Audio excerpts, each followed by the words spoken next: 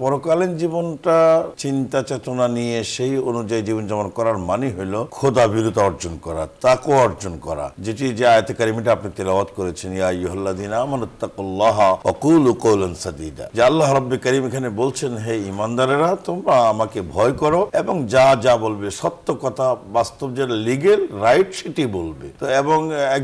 একজন মুত্তাকি হওয়ার জন্য সবচেয়ে বড় গুণ হলো সে আল্লাহ পাকের খৌফ ও খশিয়ত নিয়ে কাজ করবে। সে যেখানে যাবে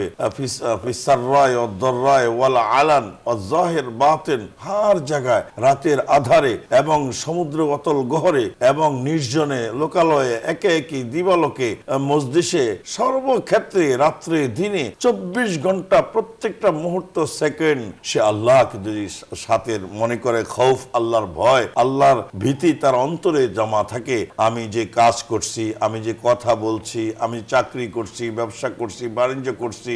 আমি ডিউটি করছি, প্রত্যেকটা ক্ষেত্রে তার মনে যদি এই চেতনাটা জাগে, পরকালীন জীবনে রব্বে কারীম আল্লাহ সুবহানাহু ওয়া তাআলার কাছে আমার জিন্দেগির প্রত্যেকটা সেকেন্ড মুহূর্ত কর্ম হিসাব দিতে হবে, তাহলে সে খৌফ ও খশিয়ত সাথে নিয়ে আল্লাহর তাকওয়া দিলের মধ্যে বিদ্যমান রেখে সে করবে। কারণ যেহেতু হাদিস শরীফের মধ্যে আসছে, ক্বালা নবী সাল্লাল্লাহু আলাইহি ওয়াসাল্লাম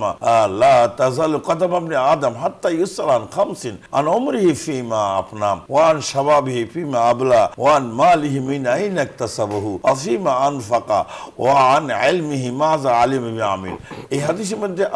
আল্লাহ নবী সাল্লাল্লাহু আলাইহি সাল্লাম বলেন, কিয়ামতের ময়দানে এক চুল পরিমাণ কদম সামনে এগিয়ে দেওয়া হবে না যতক্ষণ না পর্যন্ত 5টা প্রশ্নের উত্তর তাকে দিতে হবে। তাহলে 5টা প্রশ্নের উত্তর দিতে গেলেই তো আমার গোটা যেমন অমরিহি, আমার হায়াত সম্পর্কে আল্লাহ পাক কালকে আমাদের জিজ্ঞেস করবে। তাহলে হায়াতের প্রত্যেকটা মুহূর্ত আমি আমার মাওলার সন্তুষ্ট অনুযায়ী রাসূলের তরিকা মাফিক আমি পরিচালিত করি, তাহলে আমি কোনো গুনাহ করতে পারি না, অন্যায় করতে পারি না। ওয়া আন শাবাবিহি ফীমা বুলা, আমাকে আল্লাহ পাক একটা যৌবনী শক্তি দিয়েছেন, জওয়ান যুবতীদেরকে যদি এই চেতনা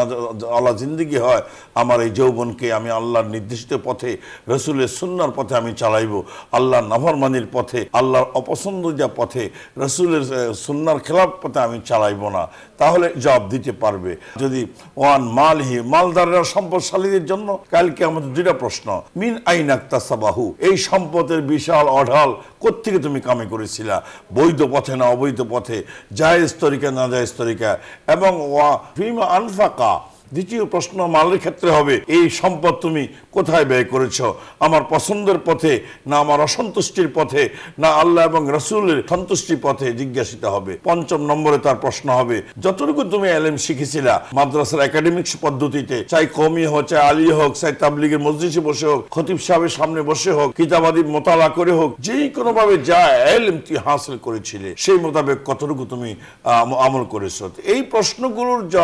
জবাবের চিন্তা ওই ব্যক্তি যদি করে, তখন তার প্রত্যেকটা মুহূর্ত তার তাকওয়া লাজিম, তার পরহেজগারি লাজিম, খৌফ ও খশিয়ত আল্লাহ তার